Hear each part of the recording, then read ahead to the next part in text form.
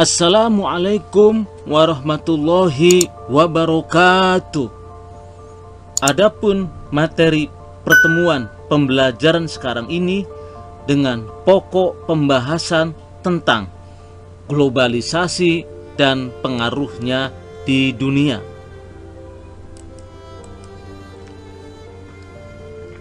Teori globalisasi. Pengertian globalisasi menurut Paine ada dua pengertian yang dibangun. Pertama, negara dan kebudayaan lokal akan hilang diterpa oleh arus kebudayaan dan ekonomi global. Pada pengertian pertama ini lebih menitikberatkan pada akibat dari globalisasi tentang lenyapnya kebudayaan lokal yang tidak mampu menghadapi arus budaya global. Sebagai bukti nyata tentang kebudayaan lokal di negara-negara berkembang semakin mati akibat derasnya pengaruh budaya global. Dalam pengertian pertama juga, negara akan hilang diterpa oleh arus kebudayaan dan ekonomi global. Artinya, peran negara di dunia akan semakin berkurang, bahkan bisa hilang sebagai akibat derasnya pengaruh dari arus kebudayaan dan ekonomi global. Sebut saja, sekarang nyaris negara-negara di dunia pada umumnya harus tunduk kepada hukum ekonomi global yang sangat menjunjung tinggi perdagangan bebas. Oleh karena itu, semua kebijakan negara-negara di dunia pada umumnya secara kuat dipengaruhi oleh hukum perekonomian global yang menjunjung tinggi perdagangan bebas daripada kondisi perekonomian nasional negara masing-masing. Sebut saja negeri ini terkena embargo untuk ekspor minyak kelapa sawit oleh negara-negara Eropa. Negara-negara Eropa mengembargo ekspor sawit dari Indonesia disebabkan kandungan zat kimia yang terdapat pada CPO dianggap kurang memenuhi standar kesehatan bagi bangsa-bangsa di Eropa. Akibat tekanan kuat dari bangsa-bangsa Eropa tersebut mengakibatkan pada pihak swasta yang bergerak dalam pengolahan minyak sawit harus menyesuaikan diri dengan derajat kesehatan bangsa-bangsa di Eropa apabila produk pengolahan sawitnya ingin tetap dapat pasar di Eropa. Pengertian globalisasi kedua adalah globalisasi sudah berlangsung sejak dulu sampai sekarang. Jadi, globalisasi merupakan proses yang berkelanjutan. Pada pengertian globalisasi ini bertolak dari pengertian bahwa globalisasi merupakan proses yang berkelanjutan dari dimensi waktu yang satu ke dimensi waktu lainnya. Maka pengertian globalisasi yang seperti ini menjelaskan tentang globalisasi itu bukan fenomena sosial yang baru, tetapi merupakan fenomena sosial yang telah berlangsung sangat lama. Yang membedakan globalisasi dalam dimensi waktu yang satu dengan dimensi waktu lainnya adalah peradaban siapa yang memiliki pengaruh besar dalam dimensi waktu tertentu tersebut. Sebut saja untuk globalisasi sekarang, yang memiliki pengaruh menentukan di dunia adalah peradaban barat. Tetapi waktu sebelumnya, abad 7 sampai 15 Masehi, peradaban di dunia banyak ditentukan oleh peradaban dunia Muslim. Pengertian Globalisasi atau teori globalisasi menurut George Rizer adalah: globalisasi adalah perkembangan awal komunikasi global berkembang melalui beragam media, utamanya televisi dan internet. Tokoh ini menjelaskan tentang perkembangan globalisasi sangat dipengaruhi secara besar oleh beragam media. Tetapi yang memiliki pengaruh besar dalam pengembangan globalisasi adalah televisi dan internet. Kita sadari bersama perkembangan globalisasi sekarang awalnya sangat dipengaruhi oleh media televisi. Melalui media televisi ini kita mendapatkan informasi beragam dalam kehidupan. Melalui televisi kita akan mendapatkan informasi kebudayaan, informasi politik, informasi ekonomi dari seluruh dunia dalam waktu yang sangat cepat dan ada di hadapan kita. Kini yang paling memiliki peran besar dalam perkembangan globalisasi adalah media internet. Artinya, media internet berperan besar dalam pengembangan globalisasi. Melalui internet, kita disuguhkan berbagai macam informasi-informasi dalam beragam kehidupan di dunia dalam waktu yang sangat cepat. Sehingga dengan pemanfaatan internet dalam kehidupan sehari-hari menyebabkan kita terkoneksi dengan situasi dan kondisi kehidupan global yang sedang terjadi. Adapun definisi globalisasi menurut Rizer yang lainnya adalah terbentuknya kesadaran global sebagai hasil akhir globalisasi. Maka definisi globalisasi dilihat dari apa hasil dari globalisasi. Maka produk dari globalisasi adalah terbentuknya kesadaran global. Yang dimaksud dengan kesadaran global adalah nilai-nilai universal sebagai produk dari globalisasi. Sebagai contohnya tentang nilai-nilai universal sebagai produk dari globalisasi tersebut adalah toleransi, penghargaan terhadap hak asasi manusia. Demokrasi merupakan mekanisme dalam kegiatan politik dan kebebasan dalam membangun dunia usaha. Itulah yang namanya kesadaran-kesadaran global yang dibangun oleh hasil akhir globalisasi. Teori globalisasi atau yang disebut dengan teori jaket emas, Golden Straight Jacket oleh Thomas Friedman. Tokoh ini mendefinisikan globalisasi pasti membawa kemakmuran bagi suatu bangsa apabila syarat-syarat globalisasi dipenuhi oleh sebuah bangsa. Adapun syarat-syarat yang harus dipenuhi oleh sebuah bangsa atau negara sehingga globalisasi itu membawa kemakmuran pada sebuah bangsa adalah sebuah negara. Pertama, swasta menjadi mesin ekonomi. Artinya yang menggerakkan dunia perekonomian adalah pihak swasta dan bukan pihak pemerintah. Fungsi pemerintah hanya mempersiapkan peraturan yang mendukung tumbuh berkembangnya iklim dunia usaha dengan sangat baik. Dengan regulasi dari pemerintah yang menjamin persaingan usaha yang sehat, diharapkan akan tumbuhnya dunia usaha yang semakin progresif, sehingga mampu menyerap tenaga kerja.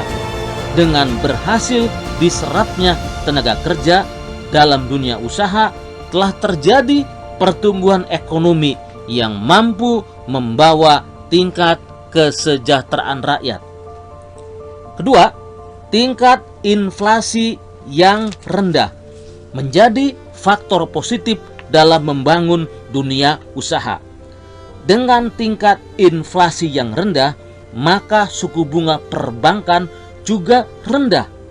Rendahnya suku bunga perbankan akan mendorong semakin banyak dana perbankan yang diserap oleh sektor dunia usaha.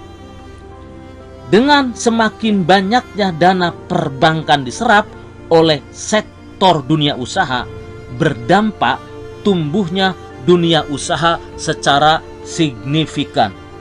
Konsekuensinya, dengan tumbuhnya dunia usaha tersebut diproyeksikan semakin mengurangi angka pengangguran dan sekaligus semakin memperkecil angka kemiskinan dan semakin naik kesejahteraan rakyat. 3. Efisiensi birokrasi. Artinya, terjadinya optimalisasi aparatur pemerintahan dalam menjalankan fungsinya sebagai eksekutor dalam menjalankan program-program pemerintahan. Maka birokrasi yang efisien mampu menjalankan program-program pemerintah dengan benar. Maka birokrasi yang efisien akan menjadi alat efektif pemerintah dalam mewujudkan program-program yang telah dicanangkannya. Sehingga dengan birokrasi yang efisien akan dengan cepat dicapai dari tujuan yang sudah ditetapkan dengan cara yang sangat baik. 4. Anggaran berimbang adalah terjadinya keseimbangan antara anggaran pendapatan dan anggaran pengeluaran atau belanja negara. Maka dampak dari anggaran berimbang ini akan mampu diwujudkan semua program pemerintah yang dicanangkan dapat dilaksanakan.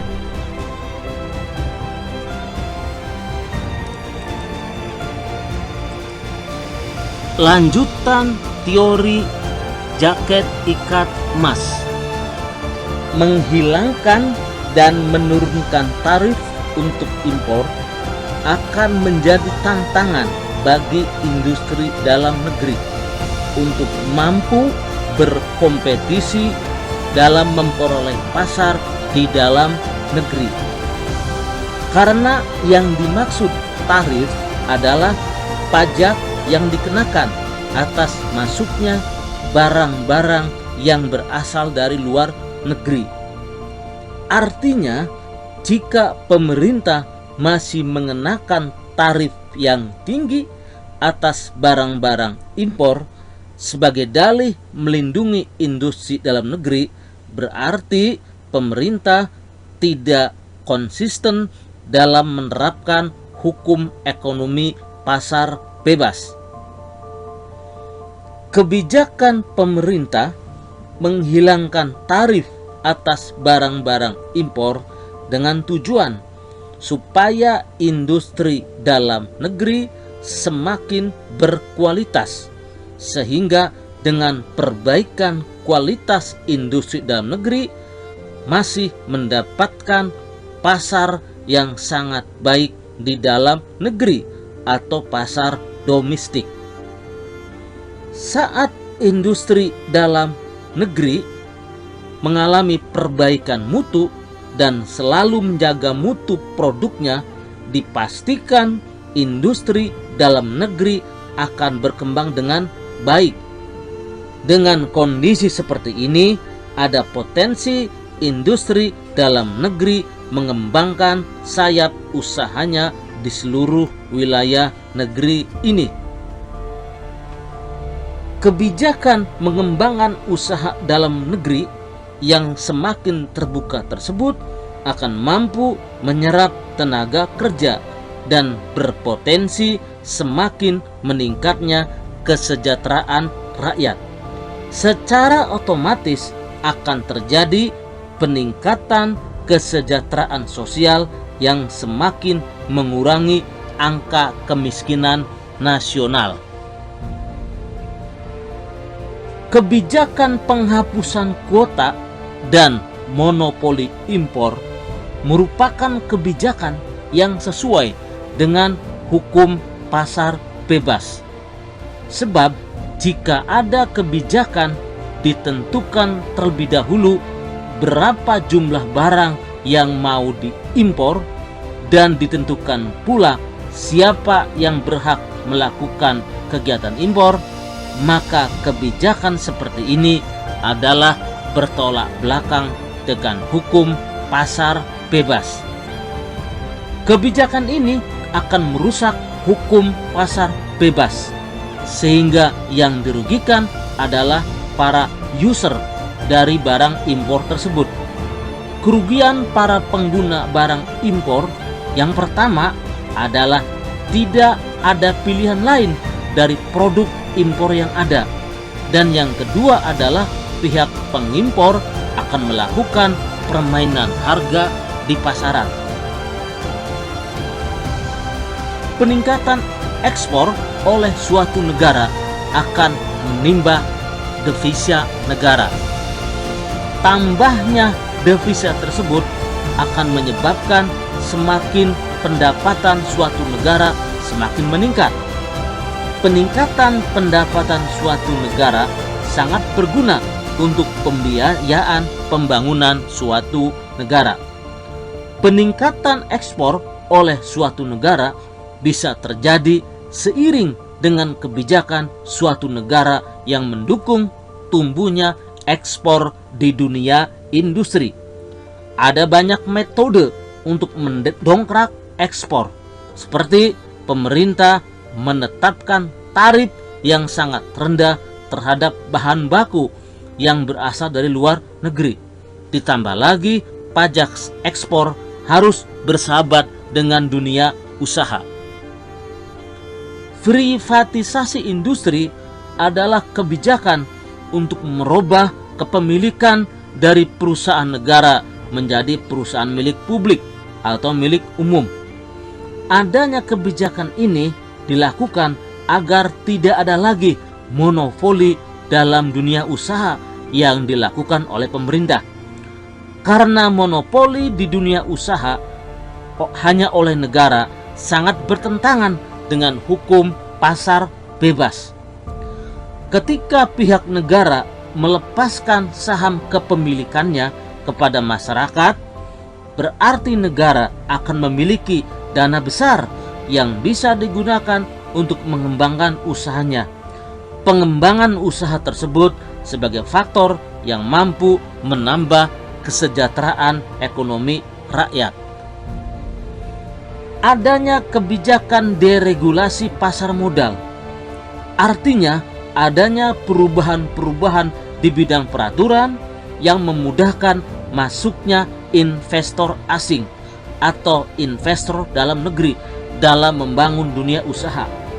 Pemerintah sebaiknya membuat kebijakan satu atap yang mempermudah tentang bagaimana arah masuknya investasi asing dan investasi domestik di negeri ini. Artinya dengan kebijakan satu atap ini diharapkan investasi akan semakin tumbuh subur di negeri ini. Pemerintah semestinya menawarkan berbagai macam program pensiun kepada masyarakat. Artinya dengan adanya beragam tawaran program pensiun oleh pemerintah kepada rakyatnya sebagai indikasi negara tersebut sangat peduli terhadap masyarakatnya ketika memasuki usia tidak produktif. Di negara-negara maju seperti di Eropa, masyarakat disuguhkan dengan beragam macam program pensiun yang sangat menarik. Hal tersebut menggambarkan tentang bagaimana negara sangat peduli terhadap kondisi rakyatnya ketika berada pada masa tidak produktif. Jangan heran di negara-negara maju bagi seseorang yang sudah memasuki masa tidak produktif dapat menikmati hidup di masa tuanya. Kondisi tersebut menggambarkan tentang bagaimana fungsi maksimal negara sebagai pembangun kesejahteraan masyarakatnya.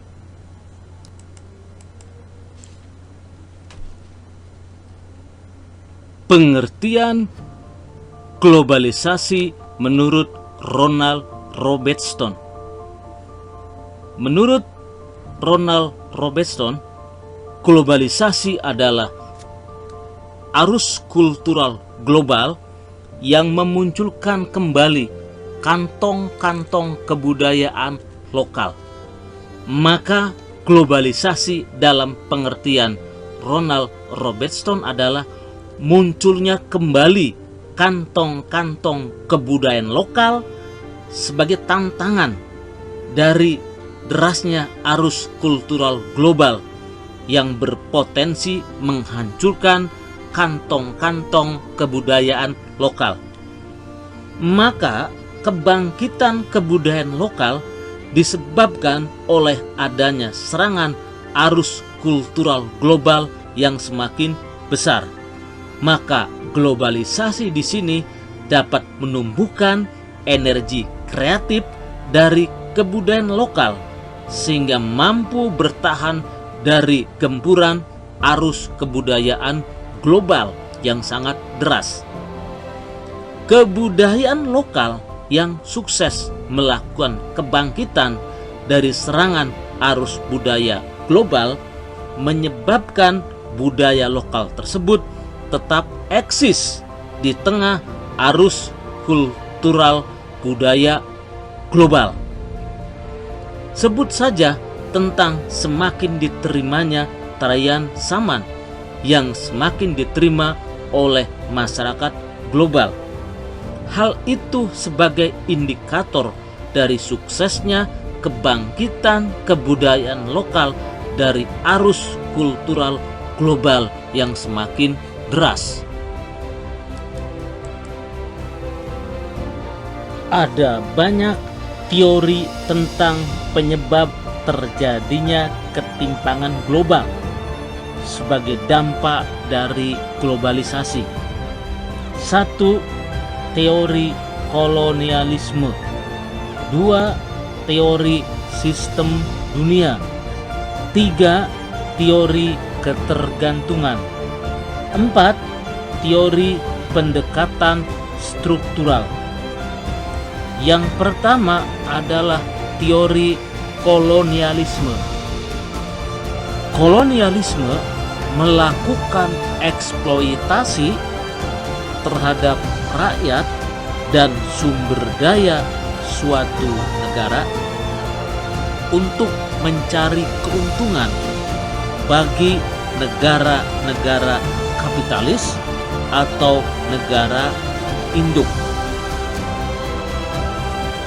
Artinya, kolonialisme yang dilakukan oleh negara kolonial adalah upaya untuk mengeksploitasi sumber daya manusia dan sumber daya alam dari negara-negara berkembang untuk memperoleh keuntungan bagi kepentingan negara induk atau negara kapitalis.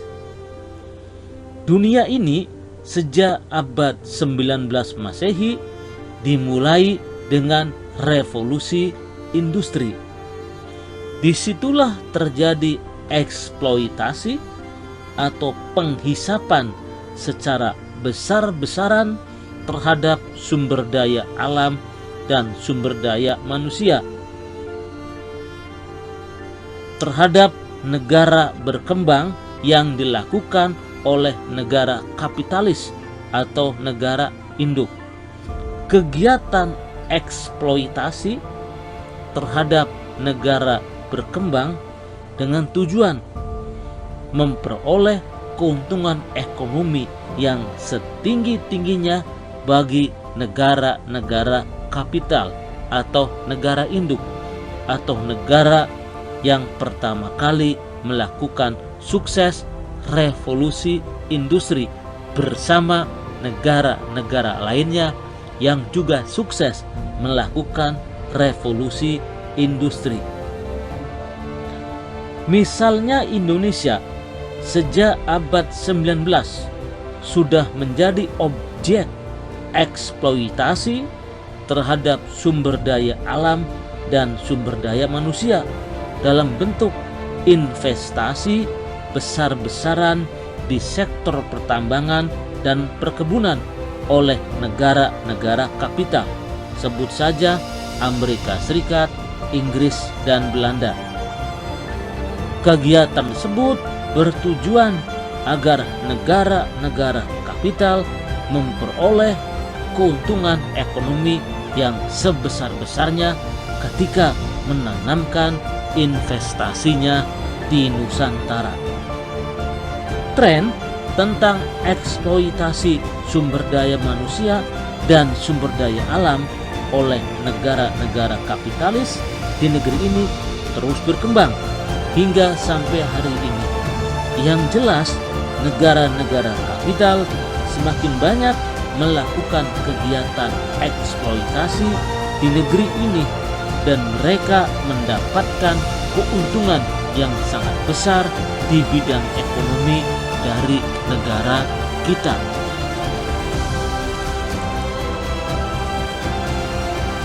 Teori sistem dunia. Menurut teori ini menjelaskan hasil dari industrialisasi menghasilkan 3 kelompok negara di dunia, yakni A. Negara induk adalah negara yang pertama kali melakukan revolusi industri. B. Negara semi-periferi adalah negara yang bergantung di bidang perdagangannya pada negara induk atau negara inti atau negara kapitalis. C. Negara periferi adalah negara pinggiran. Yang dimaksud dengan negara induk adalah negara-negara pertama yang melakukan revolusi industri. Sekarang terkenal dengan sebutan negara kelompok utara atau negara maju atau negara kapitalis. Negara-negara industri terus melakukan kegiatan industri dengan menjadikan negara berkembang dan terbelakang menjadi tujuan dari kegiatan industrialisasi, yakni A. Negara berkembang dan negara terbelakang sebagai tempat penghisapan tenaga manusia dan penghisapan sumber daya alam. B. Negara berkembang dan negara terbelakang sebagai pasar dari hasil industri dari negara-negara utara atau negara-negara maju atau negara-negara kapitalis. Negara semi-periferi adalah negara yang tergantung di bidang perdagangan dengan negara-negara inti atau negara kapitalis. Negara semi-periferi adalah negara yang sangat tergantung di bidang perdagangannya dengan negara-negara inti atau negara kapital. Melalui aktivitas perdagangan dengan negara-negara inti atau negara-negara kapital, negara semi-periferi tersebut berupaya untuk mendapatkan devisa bagi negara bersangkutan, sehingga devisa yang diperolehnya bisa digunakan untuk merealisasikan pembangunan di negerinya. Adapun negara periferi adalah negara pinggiran, adalah negara yang berada di dunia ketiga yang selalu menjadi korban dari perdagangan dengan negara-negara inti, di mana nilai ekspor dari negara semi-periferi lebih kecil daripada nilai impor. Negara semi-periferi ini ketika mengekspor ke negara-negara inti atau negara industri biasanya berupa sumber daya kekayaan alam dalam bentuk bahan baku yang secara nilai ekonominya sangat rendah. Sedangkan negara semi-periferi ini ketika mengimpor dari negara maju adalah barang hasil industri dengan nilai ekonomi yang sangat tinggi, maka hasil dari perdagangan antara negara semi periferi dengan negara maju terjadi suatu paradoks. Di satu sisi, negara maju memperoleh devisa yang sangat tinggi dari aktivitas perdagangan, sementara negara semi periferi memperoleh devisa yang sangat kecil dari arus perdagangan.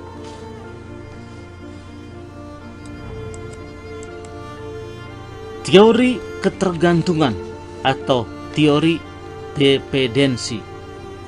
Teori ketergantungan sebagai penyebab terjadinya kepentingan global adalah penyebab ketimpangan global adalah perusahaan multinasional yang bekerja sama dengan elit lokal di negara-negara dunia ketiga.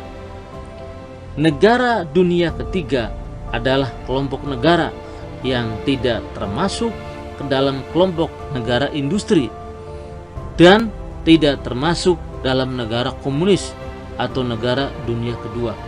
Mereka berada di luar kelompok ini, antara kelompok negara industri dan kelompok negara komunis, maka disebut mereka negara dunia ketiga.